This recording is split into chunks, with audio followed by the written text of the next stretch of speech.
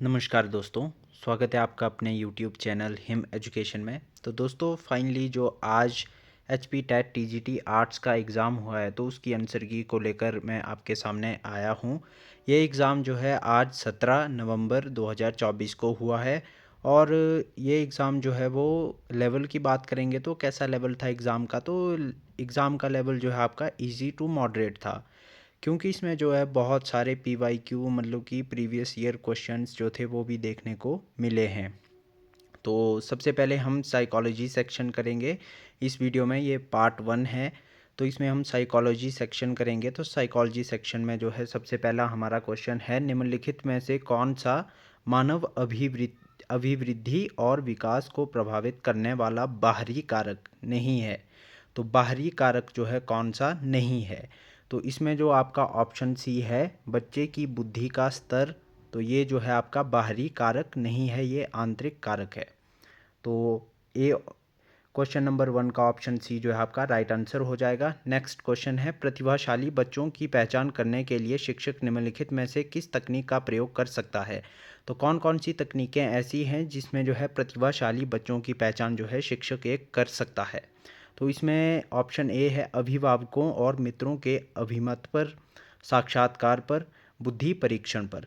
तो इसमें आपका ऑप्शन डी जो है राइट आंसर हो जाएगा। ये सभी इन सभी पॉइंट्स के ऊपर जो है वो शिक्षक प्रतिभाशाली बच्चों की पहचान कर सकता है। नेक्स्ट है, किसने कहा था कि नवीन ज्ञान और नवीन प्रतिक्रियाओं को प्राप्त करने की प्रक्रिया सीखने की प्रक्रिया होती है। तो ये आपके वुड्सवर्थ ने कहा था, ऑप्शन सी राइट आंसर हो जाएगा। नेक्स्ट है, निम्नलिखित में से कौन सा शैक्षिक मनोविज्ञान के कार्यक्षेत्र में नहीं है। तो मनोविज्ञान के कार्यक्षेत्र में कौन सा पॉइंट नहीं है। तो इसमें आपका ऑप्शन सी शिक्षा के तकनीकी पक्ष जो इसमें नहीं आते हैं। और ऊपर बात कर लें शिक्षार्थी की विशेषताएं बात कर लें या बुद्धि और इसका मापन कर लें, तो ये सभी जो है आपके मनोविज्ञान के कार्यक्षेत्र में ही आते हैं। ऑप्शन सी इसका राइट आंसर हो जाएगा। निम्नलिखित में से कौन सा कथन सृजनात्मकता के बारे में सही नहीं है। तो ये आपने ध्यान रखना है कि यहाँ पर क्या पूछा गया है, क्वेश्चन आपसे क्या डिमांड कर रहा है। तो इसमें पूछा गया है कि सृजनात्मकता के बारे में सही नहीं है। तो रचनात्मकता सार्वभौमिक होती है, रचनात्मकता किसी नवीन चीज़ का निर्माण करती है, रचनात्मकता और बुद्धि के बीच सकारात्मक संबंध होता है। तो ये आपके जो तीनों पॉइंट्स हैं वो बिल्कुल सही हैं। तो ऑप्शन डी जो है आपका राइट आंसर हो जाएगा, उपरोक्त में से कोई नहीं, यानी कि सभी पॉइंट्स जो हैं आपके वो सही हैं। नेक्स्ट है, अधिगम डैश के व्यवहार में परिवर्तन लाती हैं। तो अधिगम जो लर्निंग है आपकी वो सभी जीवों के व्यवहार में जो है परिवर्तन लाती है। नेक्स्ट है, सभी मनुष्य नश्वर है, करण मनुष्य है और करण नश्वर है, यह डैश का उदाहरण है। तो यह एक निगमन तर्क है, यानी कि डिडक्टिव रीजनिंग इसे हम कहते हैं। ऑप्शन बी जो है इसका राइट आंसर हो जाएगा। नेक्स्ट है, यदि कोई विद्यार्थी किसी समस्या को हल करने के लिए व्यवस्थित रूप से कोशिश करता है और कुछ नियोजित चरणों की पालना करता है तो वह डैश का प्रयोग कर रहा है। तो किसका प्रयोग वो कर रहा है। तो ये कर रहा है आपका ऑप्शन बी, समस्या समाधान उपागम की, प्रॉब्लम सॉल्विंग अप्रोच जो है इसमें हमें देखने को मिलती है। नेक्स्ट है, यदि एक स्थिति में सीखना दूसरी स्थिति में सीखने में मददगार साबित होता है तो इसे हम क्या कहते हैं। तो इसे हम जो है धनात्मक स्थानांतरण कहते हैं, यानी कि positive transfer of learning. Positive, अगर इसमें जो है ऐसा क्वेश्चन पूछा जाता आपसे कि यदि एक स्थिति में सीखना दूसरी स्थिति में सीखने में अड़चन बनता है या प्रॉब्लम क्रिएट करता है, समस्या जो आपकी है वो पैदा करता है, तो उसे हम क्या कहते हैं। तो उसे हम ऋणात्मक स्थानांतरण कहते हैं। यदि मददगार सिद्ध होता है तो मददगार में आपको जो है धनात्मक यानी कि पॉजिटिव ट्रांसफ़र जो है इसमें आपको देखने को मिलता है। ऑप्शन ए इसका राइट आंसर हो जाएगा। नेक्स्ट है, निम्नलिखित में से कौन व्यवहारवादी नहीं है। तो व्यवहारवादी आपके विलियम जेम्स नहीं हैं, बाकी जो ये तीन हैं जेवी वॉटसन, पाब्लो, स्किनर, ये सारे जो हैं व्यवहारवादी हैं। नेक्स्ट है, अधिगम अक्षमता वाले बच्चों की पहचान करने के लिए शिक्षक निम्नलिखित में से किस तकनीक का प्रयोग करता है। तो इसमें अब एक दिक्कत ये है, इसमें आपको जो है आंसर की आने का वेट करना पड़ेगा, क्योंकि कुछ जगह पर जो है इसका ऑप्शन ए सही बताया है, निरीक्षण सही बताया, और कुछ जगह पर जो है इसका निदानात्मक परीक्षण भी बताया गया है। या तो इसमें ऑप्शन डी करेक्ट हो जाएगा या ए बी में एक जो है इसमें करेक्ट हो सकता है, क्योंकि ऑप्शन सी साक्षात्कार जो है इसमें नहीं होता है। तो इसके लिए आपको ऑफिशियल आंसर की का वेट करना पड़ेगा, ये क्वेश्चन थोड़ा डाउटफुल है। नेक्स्ट बात करेंगे, सीखने का कौन सा नियम सीखने की प्रक्रिया में भाग लेने के लिए शिक्षार्थी की स्थिति का संकेत है। तो इसमें जो है आपका तत्परता का नियम, ऑप्शन डी जो है राइट आंसर हो जाएगा। नेक्स्ट है, विद्यार्थियों में सृजनात्मकता बढ़ाने के लिए शिक्षक को डैश क्या करना चाहिए। तो शिक्षक को जो है मस्तिष्क उद्वेलन विधि का प्रयोग करना चाहिए, यानी कि ब्रेनस्टॉर्मिंग टेक्निक का जो है यूज़ करना चाहिए। ऑप्शन बी जो है इसका राइट आंसर हो जाएगा। नेक्स्ट है, पुरस्कार डैश का उदाहरण है। तो पुरस्कार जो है आपकी बाहरी प्रेरणा में आता है। नेक्स्ट है, निम्नलिखित में से कौन सा संस्मरण की प्रक्रिया में शामिल नहीं है। तो संस्मरण की प्रक्रिया में कौन शामिल नहीं है। तो इसमें जो है आपका ऑप्शन डी लर्निंग, सीखना जो है वो शामिल नहीं है। नेक्स्ट है, इसका थोड़ा डाउटफुल है, इसमें भी ऐसा है कि इसमें भी कुछ जगह पर जो है ऑप्शन डी लर्निंग बताया गया है और कुछ जगह पर जो है ऑप्शन सी पुनर्निर्मित करना जो है बताया गया है। तो सी और डी में इसमें भी थोड़ा डाउट है। तो इसके लिए भी ऑफिशियल आंसर की का वेट करना पड़ेगा, क्योंकि ऑफिशियल आंसर की आने पर ही जो है इन क्वेश्चंस के आंसर हमें सटीक मिलेंगे। नेक्स्ट क्वेश्चन है, मनोविज्ञान का व्यवहार का विज्ञान है। मनोविज्ञान मानव व्यवहार का विज्ञान है, व्यवहार में शामिल है। तो व्यवहार में क्या क्या चीज़ें जो है शामिल है। तो व्यवहार में इंद्रिय जनित क्रियाएँ, मस्तिष्क क्रियाएँ, भावनात्मक क्रियाएँ, ये तीनों प्रकार की क्रियाएँ जो है वो शामिल होती हैं। उपरोक्त सभी ऑप्शन डी जो है आपका राइट आंसर हो जाएगा।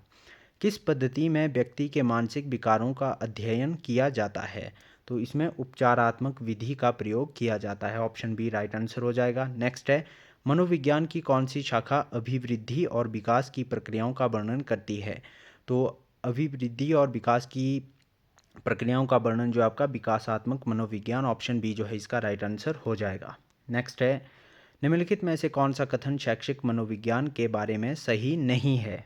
तो कौन सा कथन जो इसमें सही नहीं है। तो इसमें ऑप्शन बी शैक्षिक मनोविज्ञान पारिवारिक वातावरण को सुधारने में मदद करता है, ये कथन जो है बिल्कुल सही नहीं है। नेक्स्ट है, संरचनावाद का प्रतिपादक कौन है। तो विल्हेम वुंट जो है इसके प्रतिपादक हैं। ऑप्शन ए राइट आंसर हो जाएगा। डैश मानस के नैतिक पहलू का प्रतिनिधित्व करता है। तो नैतिक पहलू का प्रतिनिधित्व कौन करता है। तो परा अहम जो आपका सुपर ईगो होता है वो करता है। और ये जो है इदम अहम परा अहम जो है ये किसके द्वारा दिया गया है। तो ये सिगमंड फ्राइड के द्वारा जो है वो दिया गया है। नेक्स्ट है, पियाजे के अनुसार किस अवस्था में बच्चे अमूर्त चिंतन की योग्यता विकसित करते हैं। तो ये जो है आपकी औपचारिक संक्रियात्मक अवस्था में करते हैं। ऑप्शन डी जो है इसका राइट आंसर हो जाएगा। फॉर्मल ऑपरेशनल स्टेज, और ये इस स्टेज की जो आपकी एज है वो कितनी होती है। तो 11+ जो है इस स्टेज की एज बताई गई है। नेक्स्ट है क्वेश्चन नंबर 23, तर्क शक्ति, कल्पना शक्ति और सृजनात्मक अभिव्यक्ति में अंतर किस प्रकार व्यक्ति विभिन्नताओं के उदाहरण हैं। तो ये किस प्रकार की भिन्नताओं के उदाहरण हैं। तो ये मानसिक भिन्नता के उदाहरण हैं, मेंटल डिफरेंसेस।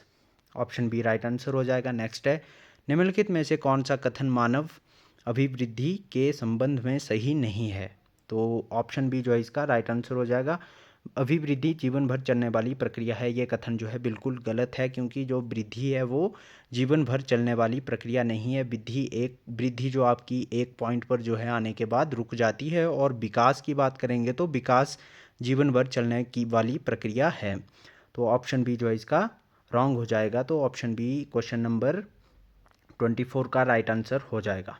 नेक्स्ट है, यदि किसी व्यक्ति में किसी विशेष प्रकार की गतिविधि में कुछ संभावित योग्यता होती है तो इसे कहा जाता है। तो इसे क्या कहा जाता है। एप्टीट्यूड इसे कहा जाता है, अभिक्षमता। ऑप्शन ए राइट आंसर हो जाएगा। नेक्स्ट है, निम्नलिखित में से कौन सा बुद्धि परीक्षण एक समय में एक ही व्यक्ति की बुद्धि को मापने के लिए उपयोगी है। तो इसमें बात करें तो व्यक्तिगत शाब्दिक परीक्षण, व्यक्तिगत क्रियात्मक परीक्षण, ये दोनों इसमें आ जाएंगे। ऑप्शन सी जो है आपका राइट आंसर हो जाएगा। नेक्स्ट है, निम्नलिखित में से किस प्रकार का चिंतन व्यक्ति द्वारा कुछ नया निर्माण करने की क्षमता से जुड़ा है? तो कुछ नया निर्माण करने के लिए यानी कि सृजनात्मक चिंतन, क्रिएटिव थिंकिंग। सॉरी। नेक्स्ट है क्वेश्चन नंबर 28। तो डैश को स्कूल के सामान्य कार्य के साथ तालमेल बिठाने में कठिनाई होती है। तो किसको होती है कठिनाई? तो ये पिछड़े बालक को, बैकवर्ड चाइल्ड। ऑप्शन सी जो है राइट आंसर हो जाएगा। निम्नलिखित में से कौन सा एरिक्सन द्वारा वर्णित मनोवैज्ञानिक सामाजिक विकास का पहला चरण है? तो ये है ऑप्शन बी, विश्वास बनाम अविश्वास। क्वेश्चन नंबर लास्ट क्वेश्चन है ये साइकोलॉजी सेक्शन का। निम्नलिखित में से किस क्रिया के लिए एक शिक्षक को व्यक्तिगत विभिन्नताओं के ज्ञान की आवश्यकता होती है? तो किसकी होती है? तो ये ऑप्शन डी, व्यावसायिक विकास संबंधी गतिविधियों की योजना बनाने हेतु। तो ये जो है इसकी आवश्यकता आपकी व्यक्तिगत भिन्नताओं के ज्ञान के लिए जो है वो नहीं होती है। तो ये थे आपके साइकोलॉजी सेक्शन। और इसके बाद नेक्स्ट हम बात करेंगे आपके इंग्लिश सेक्शन के ऊपर। इंग्लिश सेक्शन के बाद आपका जो जीके सेक्शन है और उसके बाद सोशल साइंस सेक्शन, उसके ऊपर भी हम वीडियो जल्द ही लेकर आएंगे। तो ये थी इन्फॉर्मेशन वीडियो। बाकी वीडियो अच्छी लगी हो तो लाइक करें, शेयर करें, कमेंट करें और अगर चैनल पर नए हो तो सब्सक्राइब ज़रूर करें। मिलते हैं नेक्स्ट पार्ट में।